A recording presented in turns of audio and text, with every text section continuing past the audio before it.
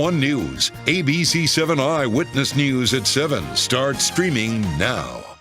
And we are following breaking news tonight as the father of the suspected Highland Park shooter is indicted by a grand jury. Plus, the Michigan State campus pulls together as they work to move forward after that mass shooting there. And the Bears getting closer to moving to Arlington Heights as they close the deal on Arlington Park. Later tonight, Ant-Man is back on the big screen tomorrow, but will have to survive Kang the Conqueror if he wants another sequel. We are talking to the new villain in this Marvel Universe series, and I know you are very excited.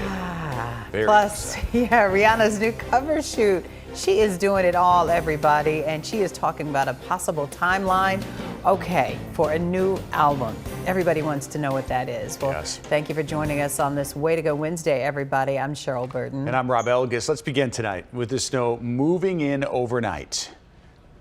And tomorrow we have an AccuWeather alert day. Meteorologist Greg Dutra joining us with the ABC 7 AccuWeather forecast as we take a look outside, perhaps the calm before the storm.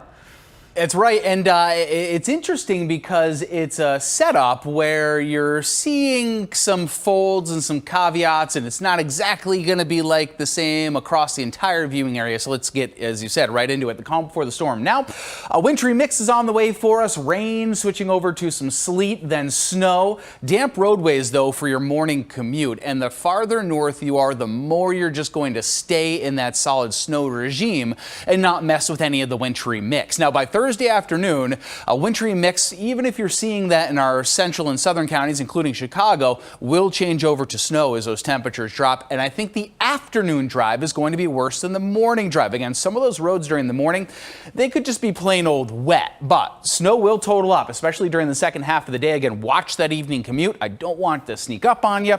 Anywhere from 4 to 7 inches of snow off to the north, 1 to 3 inches for Chicago, and points off to the south. I think Chicago itself is firmly in about that 2 to 4 inch range. We'll really dig into the details of this forecast. Again, there are some folds and some asterisks to put in there, and that's all coming up in just a few minutes. Over to you. All right, thanks so much, Greg. Breaking news tonight, a grand jury has indicted Robert Crimo Jr.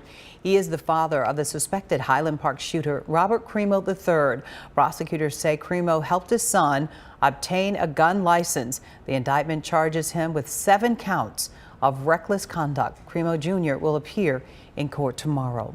And today, the city of Highland Park announcing plans for this year's 4th of July event, marking 1 year since the deadly mass shooting. The theme will be We Are Highland Park. Events include a remembrance ceremony and a community walk along the 2022 parade route, followed by a picnic. The fireworks display will not be held. Now an update to breaking news we've been following all afternoon. The Chicago Bears closing on a deal to buy Arlington Park. Doesn't mean moving is a done deal. Eric Hong reports from Arlington Heights. The Bears say they're not yet committing to developing the property or moving the team to Arlington Heights, but clearly they would not have closed on this deal if there were insurmountable roadblocks. The Bears this afternoon announcing that they've closed on the nearly $200 million purchase of the former Arlington Park property almost a year and a half after the initial sale. The Bears, if they develop the property, say they will build the enclosed stadium with their own money, but they want public money to help pay for a surrounding mixed-use entertainment district. The Bears today also reiterating their desire for property tax certainty. There's currently a bill in Springfield that some object to that would freeze the assessed value of the property for 4 decades. If they have a viable project, they shouldn't need tax subsidies. They're either saying one of two things. One, they need tax subsidies because their project is fundamentally bankrupt. Or 2, they're just trying to pad their profits. There's many stakeholders involved in this process, as we found out over the last year and a half. But this is a major milestone along the way. We know there's a long way to go. So I'm reasonably confident that we're going to be able to get this thing done. In a statement, Chicago Mayor Lori Lightfoot's office said in part, due to the Bears' legal restrictions in the pre-purchase phase, the city was unable to engage in direct negotiations with the Bears while the land was under contract. Now that the deal has been completed, we look forward to negotiating and convincing the Bears that the team's best future remains in our beloved city of Chicago. The Bears have proposed putting a roof on Soldier Field, but clearly the Bears signaling today that they are very serious about the prospect of moving to the suburbs. In Arlington Heights, Eric Hong, ABC 7 Eyewitness News. All right, Eric, thank you for that.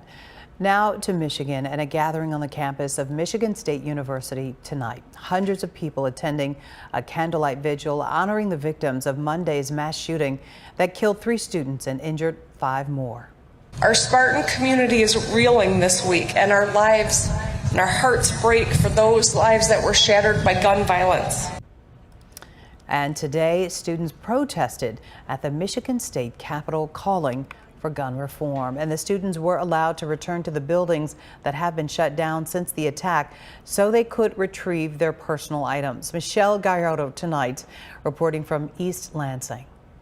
A candlelight vigil that drew hundreds of students just ended a short while ago. It was an incredibly emotional evening in what has already been a very difficult day for those trying to come to grips with this tragedy. How do you move forward when you can only look back? It is the question many of those who survived Monday night's shooting at Michigan State University are asking themselves today as they were escorted by FBI agents into the 2 buildings where 8 students were shot, 3 fatally. I've just been replaying the events over and over again in my head, hearing the shots, looking in the kitchen, seeing my coworkers running for their lives. I turn around, run out the doors. The kitchen at MSU Student Union is where junior Brian Frazier lost his life. He was working in the kitchen. I really liked working with him. All of us really liked working with him. He was a good guy. The grief felt across campus nearly 48 hours after the shooting runs deep. 2 MSU sites, the Rock and the Spartan statue, have turned into memorials. A nonstop stream of students and staff dropping off flowers, shedding tears, exchanging hugs and stories. I came home yesterday because I found out that the girl that lived down the street from me was one of the ones that was killed yesterday, and I've known her basically my entire life. My sister grew up with her because she was in her grades. And while their names are not publicly known, 5 students remain in hospital, still fighting for their lives. The university taking special care of 2 international students who have not yet been reunited with their parents. They're attempting to make arrangements to get here, but until that time, they have their friends and their classmates and roommates that are there with them, as well as access to university staff that are there for them for their comfort as well. And while the grieving process will take much longer, regular activities are expected to resume on campus tomorrow, except for classes. Those will not begin again until Monday. In East Lansing, I'm Michelle Gallardo, ABC 7 Eyewitness News. Closer to home, people in Aurora marked 4 years since the mass shooting inside the Henry Pratt Company. Today, friends and family gathered at the Pierce Art and History Center for a ceremony to honor those victims. I miss my son every single day. It's painful. I missed him. 5 people were killed in the shooting on February 15th, 2019 by a co-worker inside the plant. And the man who admitted to killing 10 people in a supermarket in Buffalo, New York, will spend the rest of his life behind bars. Chaos broke out in the courtroom during today's sentencing. I will hurt you so bad. You have made me sick. You got my family crying. I miss my sister every day. A bystander lunging at Peyton Gendron. He was removed for his own safety in the courtroom. Victims and families addressing Gendron's belief in white supremacy and his hatred of Black Americans.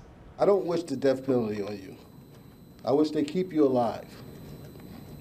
So you have to suffer with the thought of what you did for the rest of your life. Gendron expresses remorse for last year's attack, and he apologized. Today, some local school administrators got a firsthand look at how new camera technology can help detect people with guns before they even get inside a building. Christian Pico's taking a closer look at how this works. As students at Bradley Bourbonnais Community High School leave for the day, school leaders and local law enforcement gather for a demonstration to learn about sophisticated technology that could stop a would-be active shooter even faster. We're unfortunately reminded almost on a daily basis that those kind of threats and those kind of tragedies can become a reality. Security company Omnalert tested out its advanced artificial intelligence gun detection software, which can instantly alert school officials when a gun is spotted on campus, saving precious seconds and giving a school a chance to go into lockdown right away. It's how quickly you can spot a potential threat and then react to those is what really makes a difference. A security expert holding a dummy gun walked throughout the campus as the AI technology detected his weapon with a red box seen here, turning the school's cameras into proactive and potentially life-saving tools. It even differentiated between the man's phone and the fake gun. I think every second matters. As quick as we can get alerted that there's an issue that jeopardizes the safety of our students and staff, lives are at stake. OmniAlert app users instantaneously get a picture of the potential gunman and their exact location, giving authorities a leg up on the possible shooter, what weapon they are carrying, and even if they are wearing body armor. If we can detect a weapon entering the school, not even in use, we have the potential of maybe responding and stopping the threat before it even starts. OmniAlert says its AI gun detection technology is already being used within school districts, hospitals, and other companies across the country. We're in Bradley. I'm Christian Picos, ABC 7 Eyewitness News. At new at 7 tonight, the Civilian Office of Police Accountability releasing an update on a shooting involving Chicago police officers earlier this week. The shooting happened on South St. Louis on Monday. Police say someone ran away when they approached a car that was double parked, and that person later ran towards an officer holding a gun, and then the officer shot that man, who was taken to the hospital. COPA says that video captures the initial interaction and the shooting and will be released within 60 days unless prohibited by a court order. Tonight, we're hearing from the sister of a woman who was killed in a shooting in Hanover Park on Monday. She says she had been on the phone with Clarice Alexander while she dropped her son off at school. Gianni Hopkins says Alexander saw a man she knew and claims he was stalking her. She had babies. She just had a grandson. She got a 1-year-old grandson. Like, she was just starting to enjoy it. Like, I don't know. Like, I honestly can't put it in words. Hopkins says her sister called police on the man multiple times in the past, even the night before her life was taken. Police continue to search for a suspect. And a suburban family renewing calls for justice for a teenager involving an altercation with police last summer. Tonight, there are reports that charges have been filed in the case, but Eyewitness News has not been able to independently confirm those reports. Leah Hope has the latest tonight from Oak Lawn. Today, an Oak Lawn teenager stands with his parents, his attorneys, and activists. Everybody involved, even the good apples, need to stand up and help us weed out what is bad and reform for the betterment, not just of society, but of the police departments themselves and their reputations. It's not just about Hadi. It's not just about the Arab community. As Ahmed had spoke about before, this is a crisis in the culture of policing that's happening in this country. The incident happened 7 months ago. Police conducting a traffic stop after officers said they smelled marijuana coming from the car. 17-year-old Hadi Abutella is seen running from officers. Eventually, Oak Lawn officers stop him in the street. Video released by Oak Lawn police shows officers punching the teen. Police said Abutella had a bag with a gun in it and wouldn't let go. Oak Lawn police said a gun was recovered after the incident. As you can imagine, a 17-year-old kid going through such a traumatic incident is going to need some time to not only heal physically but also mentally. The Cook County State's Attorney's Office and the Illinois State Police are investigating the officer's conduct. This cannot be accepted police protocol or behavior. It must be eradicated. It must be erased for there to be a real sense of trust and confidence in both the community and policing. While Abutella faces a gun charge in juvenile court, his parents have filed a civil rights lawsuit against the Oak Lawn officers. The teen and his family declined to comment today with the pending litigation and investigations, but through their attorney, the family's comment, they are still waiting for justice. In Chicago, Leah Hope, ABC 7 Eyewitness News.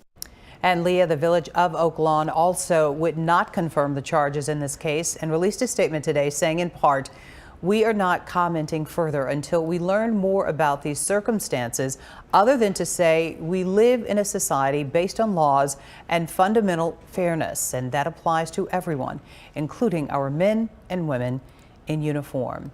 And tonight we are also monitoring breaking news out of El Paso, Texas, where police are responding to a report of shots fired at a mall. You are looking at a live picture from the scene at this hour, and you can see a heavy police presence, dozens of police cars in the parking lot. We have been told that shots were fired in the mall's food court, but it is still not known right now if anyone has been injured. We will continue to follow the story this entire hour tonight, and we'll keep you updated as soon as we get more information into the newsroom tonight. So Cheryl, I worked in El Paso for 4 years. This is the Cielo Vista Mall on the east side of town, and it's not terribly far from where there was a mass shooting in a Walmart. Right. Remember that, when a lot of people lost their lives. So El Paso, Texas police will, you see, react immediately to this, and you see all those law enforcement first responders. You hope it's not anything like what happened in Walmart. Is it a large mall, Rob? Yeah, it's one of the bigger malls in El Paso. Yeah, it's very popular, and so we'll keep an eye on it. But like I said, it is not terribly far from that terrible tragedy. Wow. Now to the race for Chicago mayor back in our area. And candidate Brandon Johnson campaigning today in Little Village. The Cook County Commissioner visited a home child care center, talked about his plan to push for a publicly funded child care system. As the next mayor of the city of Chicago, I'm committed to child care for all, fully funding this public good, and that certainly begins with making sure that we are paying our workers their true worth and their value. Johnson also read to the kids today at Irma's Colorful Child Care on South Keeler. Another mayoral candidate, Congressman Chuy Garcia, picked up the endorsement today of former Cook County Clerk David Orr. Chuy's been a champion for many people for many years. And I think he's our champion today, and I'm here to introduce and endorse our friend, our leader, Chuy Garcia. Orr served as Cook County Clerk for nearly 30 years. He called Garcia a true progressive. Congresswoman Jan Schakowsky, you see her there on the left, also endorsed Garcia and was there for today's announcement. And Illinois Governor J.B. Pritzker delivering his budget and the State of the State address today with a key focus on education. He wants to make preschool available to every 3- and 4-year-old within the next 4 years. It is part of a plan he calls Smart Start Illinois. Smart Start Pre-K will provide new center-based and school-based classrooms, improve quality across the board, attract new professionals to the field, and ensure that we reach our most vulnerable. Well, some Republican lawmakers say they are concerned about committing money for the long term when the state may not have money in the future to fund it. Soon you'll be able to get training for a career in the Peace Corps at Northern Illinois University. NIU and the Peace Corps partnering to offer an undergraduate certificate program. It will combine coursework and hands-on training to become a Peace Corps service volunteer. The program will be offered beginning this fall. And making Chicago proud on this Wednesday night, a group called Young, Black and Lit. It started in Evanston, and today, for the group's 5th anniversary, its founders announcing a new effort called Give Big, Get Lit, bridging the gap between literacy and storytelling. The goal is to donate 25,000 free books to families in Chicago, Atlanta, New York, Houston, and Washington, D.C. Any partners, sponsors, individuals who are looking to support our effort, you can go to our website, youngblackandlit.org. Well, this year the campaign will also select 10 young people to become published authors in an anthology of short stories. Can you imagine being selected to that program? I know, right? I mean, what an honor, 25,000 books. You know, what a great goal and effort for sure. Yeah, for literacy too. Yeah, it's going to happen. Get lit, Yeah, you know? I like that. Get lit as in literature. Right, because you hear it in a different context. Right. It's a nice play on words. Get big and get lit as in literature. We like that. Michael Jordan celebrating his own birthday with the gift for others. It's a large financial gift that's stay ahead. tuned for that. Plus, stepping up the competition. Yeah, meet the students who are ready to show off their skills. But first, snow arrives overnight, and Greg's back with your AccuWeather forecast, and it's a bit complicated, so he'll sort it out for us next.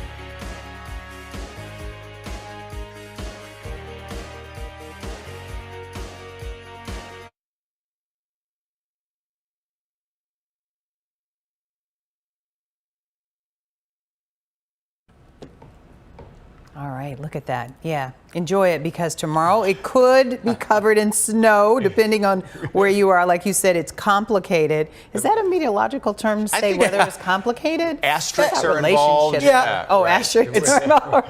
Different colors on the scheme of the map. Right. Okay. Right. Depends on the color where you are. I mean, color-colored, forecast tonight. Hey, today the weather team had a photo shoot. If you go to all their social media, they did. They're sharing all the photos. You guys look awesome, by the way, Greg. Really nice. But we had all hands on deck pinpointing this forecast. So this is going to be 100% accurate. Everybody was in the building. Yeah, so what was that like, Greg? Which is rare. Take us behind the scenes on, everybody is, getting involved. Tracy and Larry I don't see Tracy because Cheryl, I came in early today for another project and I was like, Tracy, and he's like, Cheryl. Never see her come to shift, right. And it's funny, we all work as a team, but we're also effectively shift workers. Right. So, one stepping in, one stepping out, so to actually get to have a convo and catch up. See what Tracy's girls are up to, so it's great. We're watching here this system, which has prompted some winter weather alerts, and I have a relationship with the weather, so I can say it's complicated when we get into the forecast here. And taking a look at the system as it kind of ejects from the Rocky Mountains, makes its way through northern Texas and into Kansas. By the way, great pheasant territory out here, but they're getting snows now. And you take a look at that winter weather advisory and winter storm warning. Well, you can just about track the system without actually using the weather models.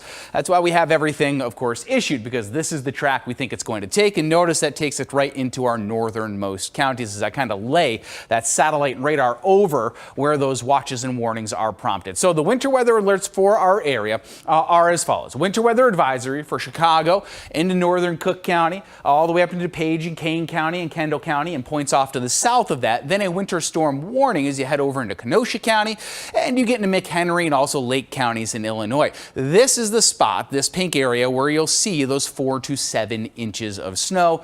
Areas off to the south, again, it's a little bit more complicated. So Thursday morning, when you wake up, do not expect this winter storm to be in full force. Now, granted, in our northern counties, this is where the asterisks come in. It's going to be snow the whole time. So pay no attention to this. Northern counties, McHenry, Lake County, you're going to be seeing snow the whole time. For Thursday morning, for Chicago and the southern areas, anywhere along or south of Interstate 80, it'll be rain, sleet. The farther south you go, a bit of a wintry mix in the northern reaches, including in Chicago and northern Cook County. But we all are transitioning to a wintry mix during the afternoon and eventually all snow. And that snow will start totaling up for your Thursday afternoon and evening drive. Here are those snow totals. South, which includes Chicago, 1 to 3 inches of snow. North, 4 to 7 inches of snow. And again, that's McHenry County and Lake County. And that's where the jackpot totals, will come from. So let's track this in with Futurecast. Again, pretty quiet through the first part of our Thursday. Just damp roadways early on your drive. Again, some snow up in our northern counties. But we will see a wintry mix, perhaps even some ice in northern Will County, central and southern Cook County before this does change over. Again, there are a lot of little folds in this, and you kind of got to listen up for your area to see exactly what you expect. But everybody during the afternoon changes over to snowfall. That's where we see our 1 to 3 inches for Chicago and points out off to the west and south, including southern DuPage County, Naperville, Wheaton, north up to Schaumburg, probably getting closer to that 3 or 4 inch range. And then you jump 4 to 7 inches when you get into the Crystal Lake to Waukegan, areas like that. Evanston will probably be in that 3-4 inch range as you get northern portions of Cook County. And everything calms down with the exception of some lake effect that also goes on in northwest Indiana for our early on our Friday morning. So this is the area that I'm really highlighting for that light sleet and freezing rain before 2 o'clock, before we see that changeover. And then you get that snowfall, which yet again will total up to 1 to 3 inches of snow. So from 6 a.m. to noon, wintry mix, some icy spots for your morning commute. Then from noon to 3 o'clock, we all see that transition all the way over to snowfall. And from 3 to 9, that's when the snow is really falling. And of course, that's when you're trying to drive your car as well. So be careful on the evening drive as the take-home value here. I don't know why that's showing 0. That's very strange. 2.5 inches of snow coming out of the European model. Again, this is for Chicago. Almost 3 inches of snow coming out of the American model. There's a jackpot total in the NAM. It's really not great in situations like this. So again, for Chicago, you're on the higher end of that 2 to 4 inch range, probably more likely in that 3 or 4 inch range. Sunshine returns for the weekend. That's the other thing about this. It'll be pretty nice afterwards. Snow melts off in a hurry with high temperatures in the mid to upper 40s to around 50 degrees. A lot to keep track We just need it's him a to lot. stand in front of Thursday. Yeah, we don't Yes. Because we kind of like the weekend. We can get through this because Yes, we get the 'cause look at the- reward for right. the weekend, right? Which looks terrific. And depending on where you are, you might not see anything. But then some people, did I hear him say a half a foot someplace? Yeah, 3 to 6 plus. You guys can pull up the weather graphics again if you want. Yeah, if you're not going to see anything if you're like out of the viewing I area. was pretending like I didn't hear him. So Well, a lot of I just times needed during weather, confirmation. we don't listen, but we are listening to this one. Look at that, There you 6 go. plus, Yeah. Lake Geneva, and some Yep. people are going there for the weekend, you know that, so. Yeah. Well, like you said, though, it's quick. It gets out of here soon, so. Yep. Okay. Thank you. This is Black History Month, a celebration of an African-American art form. Well, today at Southland College Prep, Steppin' took center stage. Yes, stepping incorporates the smooth rhythms and complex footwork. It became a competitive dance force in the middle, high school, and colleges this weekend. The Harvey Markham Kappa League will compete against teams from Carroll Stream all the way to Indianapolis. The Kappa League is a youth initiative of Kappa Alpha Psi Fraternity Incorporated. I was a Kappa sweetheart at U of I. I'm not surprised. Yeah, so the colors are red and white, and stepping is part of the collegiate experience. A step show is really what they call it. We were talking about yesterday with dance starting to take over with some different colleges that kids can go and get scholarships. We did the Hoffman Estates yesterday. So I've seen you double dutch. Have you got it? Yes, stepping, you step with your sororities and fraternities. See, we didn't do it in high school, and some people don't get it mixed up. Stepping, the dancing that Samantha Chapman does with her dad, That's that he different. created, that's stepping. This is, that's like another kind of dance step, but this is kind of rhythmic organization, and you do it with costumes, uniform, practice is serious. Choreographed. Yeah, choreographed. School Days, if you ever watched that with, Spike Lee created that maybe 30 years ago, but it's very, very popular in the HBCU campuses and down in some of the colleges, and it's competitive, and you have uniforms and you practice, and the dance moves are very intricate. Will you step? It's a I'd great like to see show. you stepping at the next parade. I could. 'Cause they're but definitely- I could do that. But generally, you need somebody to do it with you too, three. See, now, I think I Right, could learn see? stepping as opposed to just all out Like, did dance. you do? Like, is that how I look? I want to practice double dutch with Cheryl. I want to jump in there with you. It's all about the turners. Yeah. We could do it right here. Well, as we get closer to the parade, Lee and I will hold the jump ropes, right? Because that's part of the deal, though. I mean, that's as important as everything, right? Yeah, 'Cause I the think I turners can- are real important. It's a turner, Yeah, okay. the turners are really important because they watch your footwork. Footwork is just. They almost Right, they almost help like you. Yeah. Oh, that's but you graduate till the your rhythm. faster. Yeah. Right. As we get closer to the parade, Michelle, maybe we can do some practice here. We've got plenty of room in the other studio. We've got a club, the 40 plus club. Let's get 'em in Everybody here. in the Oh, would club be is awesome. over 40 years old. You got room and for a travel the 38-year-old? world. Yeah. I mean, Oh, and for they you. would help you for sure. So I think we could all do stepping too. Like we could do that. try. And it's usually not to music. Stepping is to music, but Stepping, right, and it's right. Well, it's the beat of their feet, Right, and it almost right. creates and canes, a or sometimes you have tambourines, Right. or your feet make the music, Yeah. and your voice.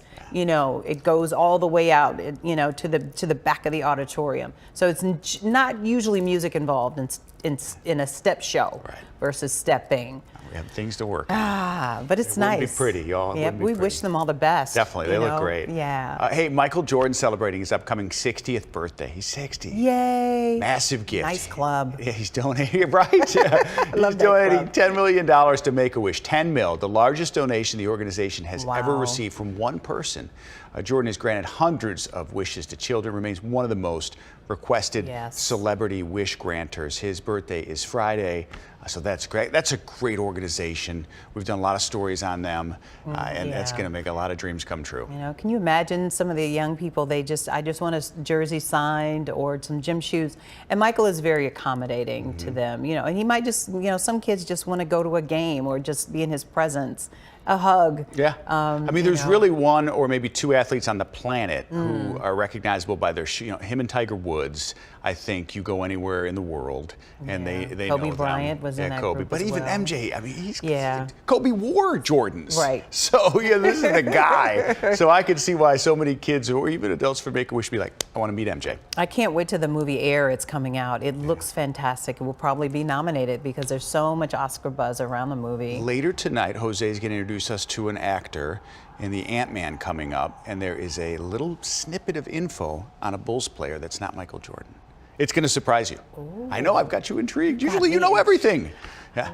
Oh, okay. So stay tuned for that. All right. It's Wonder good. how much those shoes are going for. Oh, Aren't they going that for he auction or signed? something? Yeah. A lot of money, I would guess. Millions. Mhm. Right. All right. Well, we've got more ways. This is Rob's story. I should let him read it. No, he go can ahead. read it when we come back, though. More ways to charge electric vehicles.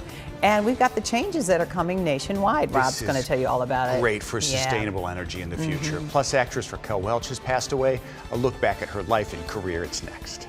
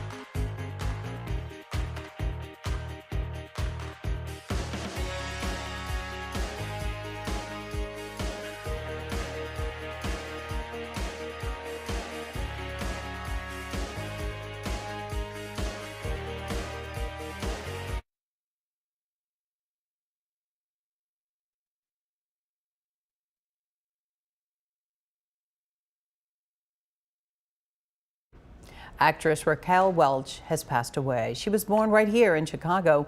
Welch's appearance in the 1966 film 1 Million Years BC set off her meteoric rise. She later won a Golden Globe for the film The Three Musketeers. Welch had more than 70 film and television credits under her belt.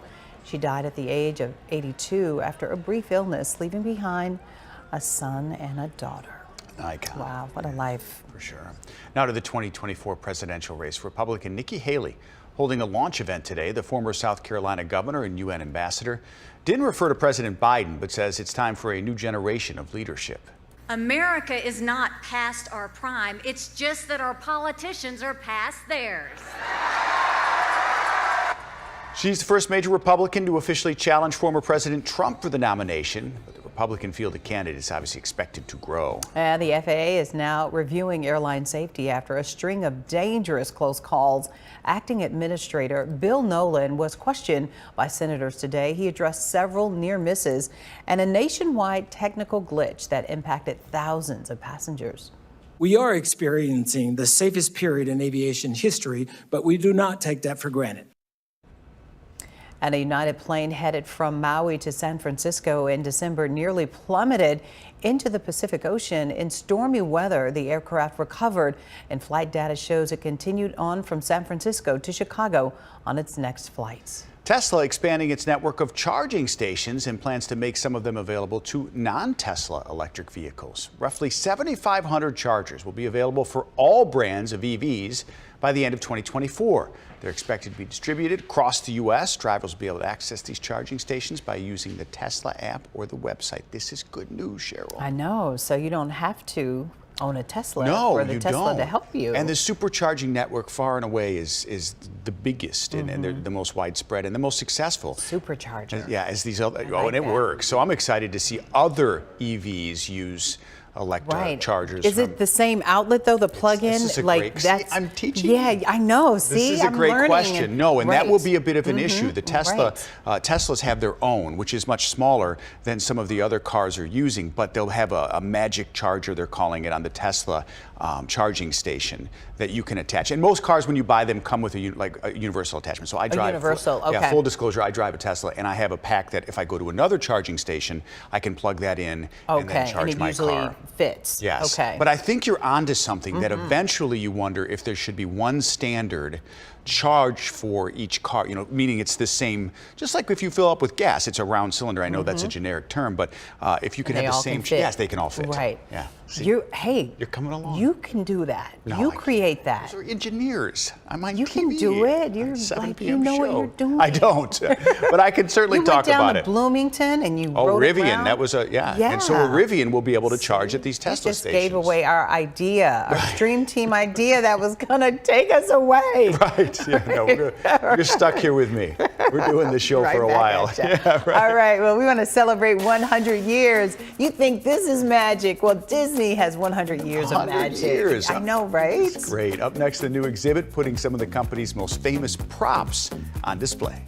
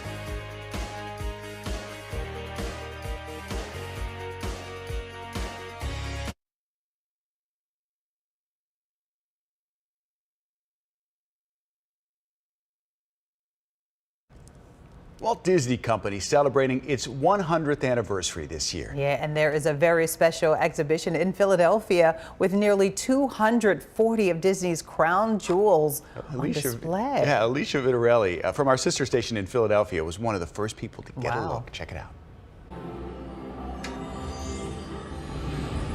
I officially declare this exhibition open. With some help from Mickey and Minnie, we got a first peek inside the exhibit's 10 immersive galleries. Everything is based on what Walt Disney himself did. So we decided to have Walt host the exhibit. We're always exploring and experimenting. More than 250 of Disney's crown jewels are on display, from the spell book from Hocus Pocus to costumes from popular films. And you really do feel the magic. Absolutely, the magic's everywhere, the sound, the sights. There are artifacts from Walt's vault and items straight from the theme parks, like the ride vehicle from Peter Pan's Flight and a Matterhorn bobsled. Bob Gurr designed that, along with the very first monorail. And you're going to live all this all over again in very great detail as you go through this entire exhibit. Each gallery is dedicated to Walt's spirit and his beloved stories. It's really the secret sauce of Disney, it's storytelling. I've been the luckiest guy on earth because I get to work with these great people and kind of wrangle them into making movies like Lion King and Beauty and the Beast. Members of the D23 fan club also came for this exclusive first peek. What do you think of the exhibit so far? It's amazing, so inspiring, and I get to see all these things. It's so incredible. Tickets are on sale and going fast. We've already even sold tickets to people in Thailand, so we're expecting people coming from everywhere to see this exhibition. Disney 100, the exhibition officially opens this Saturday here at the Franklin Institute in Philadelphia. I'm Alicia Vitarelli. Oh, she's adorable. Alicia got a great assignment Right? there. Yeah. You know, 100 years old, Mickey and Minnie do not look a day over like 12. Right, they So haven't what's aged going on? much. Right, I know. Disney, the parent company of ABC7. Will you one day tell your great Disney story when you were, it was a Mouseketeer? It's long. It's too long. Yeah, but it's a fun, remote, you and it know, led you uplifting, to this path yeah. of being, ironically, working for the Disney company. Right. Quickly, I will just say that she auditioned for a Mouseketeer. No, to work at one of the Disney theme parks. Disney theme parks. For a summer and job. They threw her while a loop. in college. And then she wowed them. And now here we I love are. this man. Because I don't think that was the word they quite used. Yeah. Right. They might have gone, Right. They might have said wow, but it was like underrated, like wow. No, not, I don't not think the so. wow. You had no shortage of energy the way you tell the story. Right. So one day we're going to take a little time. Right, because this story coming up, I want to spend a lot more time on. Of course you do. Right. So we'll tell that one some other time. This is more important, right? This one, yeah. Well, coming up next, everybody. Yeah, take a look at Kang the Conqueror. It's Kang, yeah, Kang. Yeah, he's taking on the Ant-Man and Quantumania and the big screen, on the big screen tomorrow. But before it hits the big screen, we're going to talk to, Jonathan Majors about bringing him to life. But first, Cool her Greg, off. We gotta cool Greg, her I'm off. reading slow. Well, that's not what the interview is Right. awesome. So, Greg, you got a weather update. The ebony. He looks muted in what he's wearing, which is going to disappoint you. Yes, sadly for you. Right. We know that's still on your mind. We knew that was on your mind from the second we saw you see it. Satellite and radar showing this system moving out of the Rockies. It's bringing us snow. I'll show you when and how much coming up.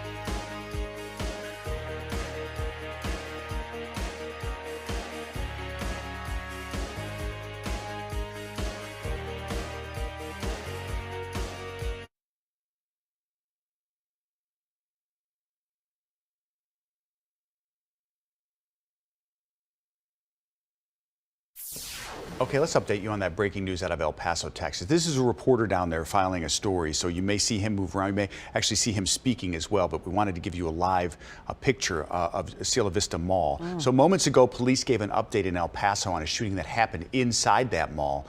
We now know that one person is dead, 3 others injured in the hospital. Investigators also saying one suspect is in custody, but they're still looking for one other person who may be involved. Police describing that scene as chaotic after the shots were first fired. SWAT and other officers working to clear and secure that mall. We'll keep you updated as we learn more information, give you an update at 10. So he was holding what we call a mic flag. That's KVIA, the station I work for, ABC 7.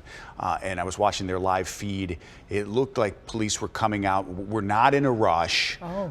So hopefully that's resolved as they continue to look for somebody else. All right, but you said it's a very large mall this time of day on a Wednesday night. Popular. It would be similar to Woodfield or that's a good comparison. All right, we'll keep you updated. Okay. We want to shift and talk about this because this is going to be a great movie and this is a good story. We're counting down to the opening of Ant-Man and the Wasp, Quantumania tomorrow. That's when we see Kang the Conqueror's debut in the film series. Yeah, actor Jonathan Majors tells Jose Sanders that fans should get ready to see how this treacherous villain shakes up the Marvel Universe. Yeah. I will take my revenge on those who banished me.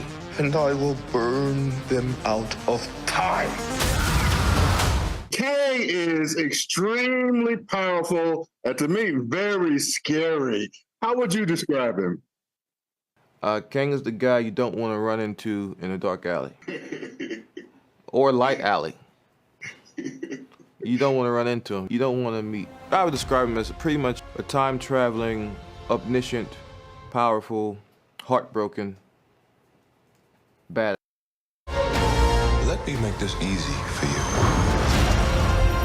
You will bring me what I need, or everything you call a life will end. So what's the biggest challenge in playing him?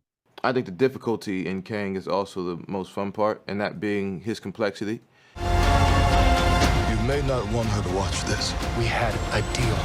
So what's it like being the lead in a film in this Marvel universe? To be in the front, of it, to be moving it forward, it means a lot on multiple levels, my brother. You know what I mean? There's a lot of things going on. Who are you? I'm the man who can give you the one thing you want. What's that? Time. Along those lines, do you feel a lot of pressure to kind of represent, as we say? I feel that on the day-to-day. I don't feel pressure, but I feel pride in doing so. I love what I do so much. I love Kang so much. I love being a part of the MCU so much. I love acting so much that nobody can put more pressure on me than I put on myself. So, what's it gonna be? Ant-Man. We see you so much love from the Windy City. Yes, sir. I hope this you show me some love when we do this Rodman thing. Thanks, fine.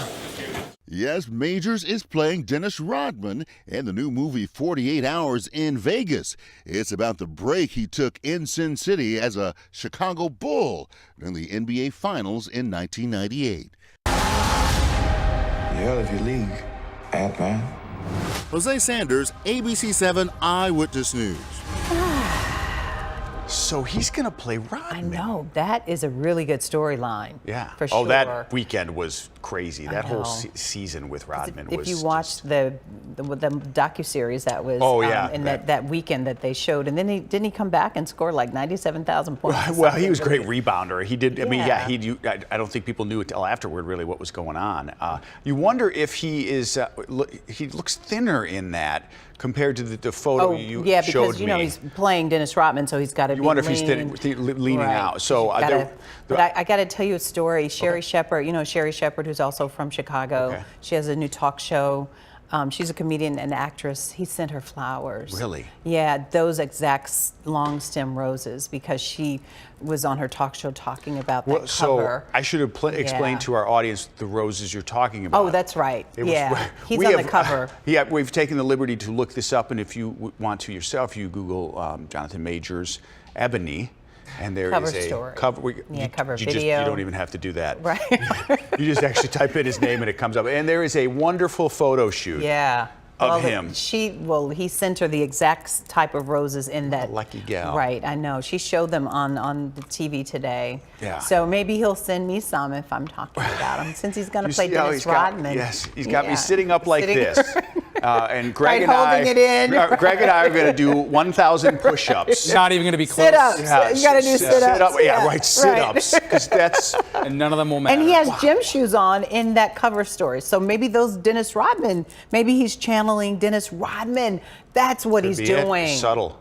You noticed the gym shoes? I did notice the gym shoes. Fascinating. I didn't. Right. I was like, wow, man, that guy's awesome. Yeah. So check that out. I can appreciate it. 100%. He's got on Air Jordans. They're red and white. Okay. Go back and look. Yep. Oh, see, see, you guys, You're sharp. I'll give you that. So thanks, Jose.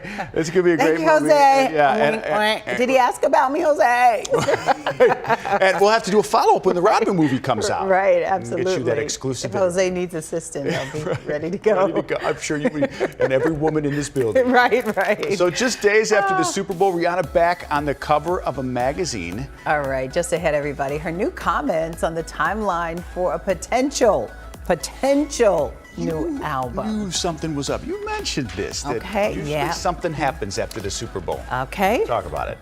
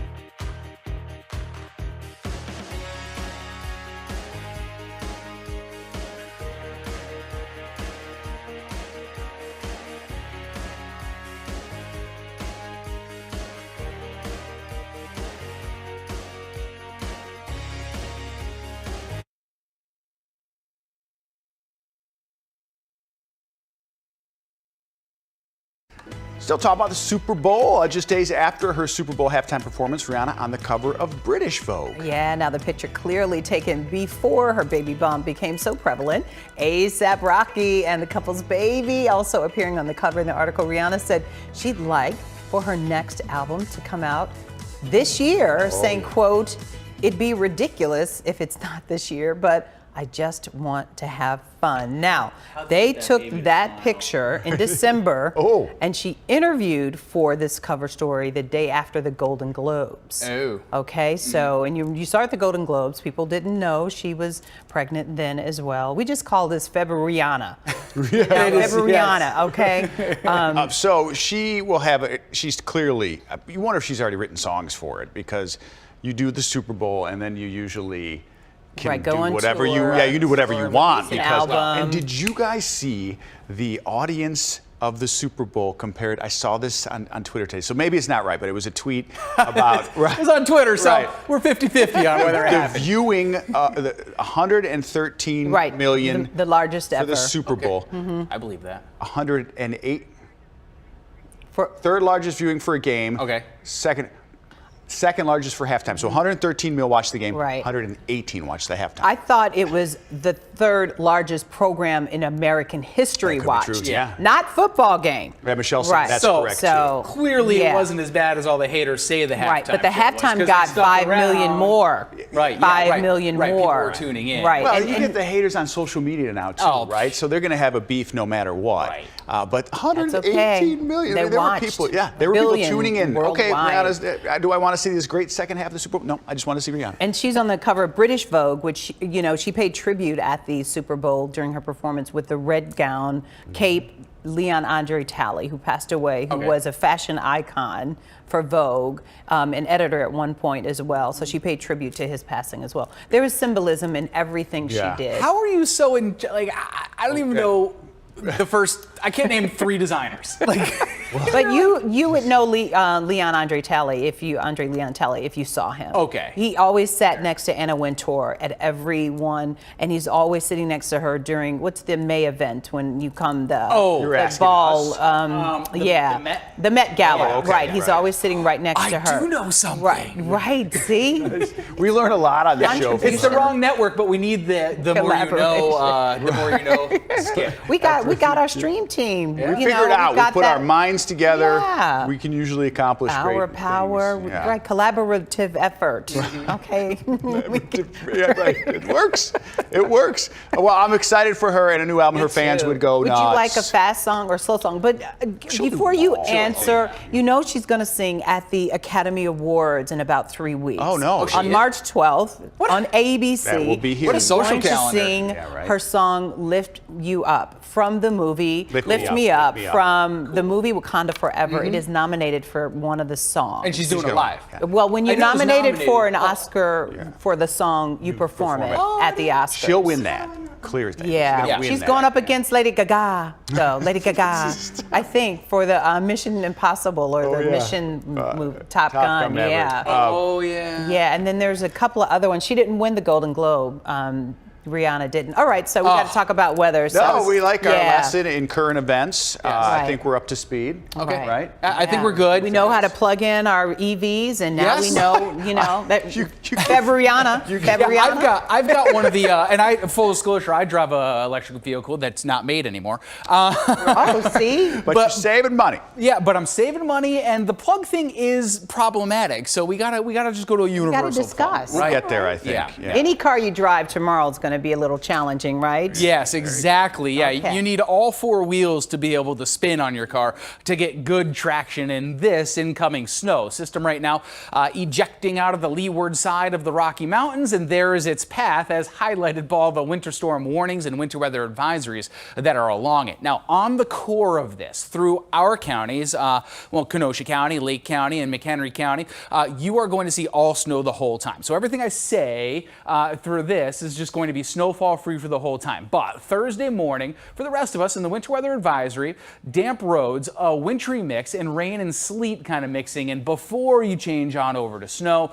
And then the slick roadways will really set in around 3 or so in the afternoon. North, about 4 to 7 inches of snow. Again, that's for our fringe counties and on across the Wisconsin border. And then 1 to 3 inches for south, which includes Chicago through the south side of Chicago and into northwest Indiana, where there's actually going to be some enhanced lake effects. So let's time this out with Futurecast here. Again, we get some snow out there, or some rain rather, out there for the early morning hours of our Thursday. The morning commute, roads just damp. Don't sleep on this system. The forecast isn't going wrong or anything. We're always planning on it seeing snow during the second half of the day, and probably creeping up on you pretty quick around 2, 3 o'clock in the afternoon. That snow a little bit later on in northwest Indiana. And look at this, it even does linger as some lake effect into early on your Friday with winds out of the north to northeast, bringing you that lake effect snow. So 2 to 4 inches as that lake effect does linger into your Friday in northwest Indiana.